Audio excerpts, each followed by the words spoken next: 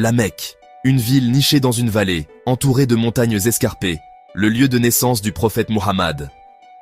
Aujourd'hui, je découvre son histoire à travers une carte, un point de repère à la fois. D'abord, situons la Mecque, en Arabie occidentale, près des routes commerciales de la mer Rouge. Cet emplacement était crucial. Les caravanes y passaient, les cultures se rencontraient, les idées circulaient. Au centre se dresse la Kaaba. À l'intérieur, la grande mosquée, Masjid al-Haram. Les musulmans du monde entier se tournent vers ce cube. À quelques pas de là, le puits de Zamzam. Selon la tradition, il jaillit dans le désert, pour Hadjar et son fils Ismaïl, soutenant la vie ici bien avant Muhammad. Safa, Marwa. Les pèlerins refont le chemin de Hadjar à la recherche d'eau.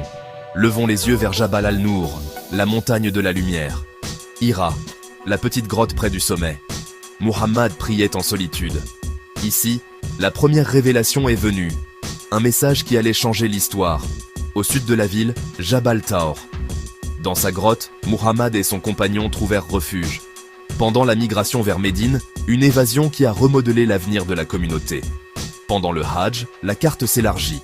Mina, une vaste ville de tentes. Jamarat, pierre lancée dans un rituel symbolique. Muzdalifa, à ciel ouvert, collecte de cailloux. Arafat, la plaine de prière et de pardon. De retour dans la vieille ville, la tradition situe la jeunesse de Muhammad près de la Kaaba. Des quartiers qui évoluent avec la ville. Les marchés bourdonnaient, les idées voyageaient. Un humble commerçant allait devenir un leader moral. Quand je retrace ces lieux sur une carte, je ne vois pas seulement des pierres et du sable. Je vois une vie ancrée dans la foi, la famille, la communauté, accessible, humaine, proche. Si vous visitez, allez-y doucement.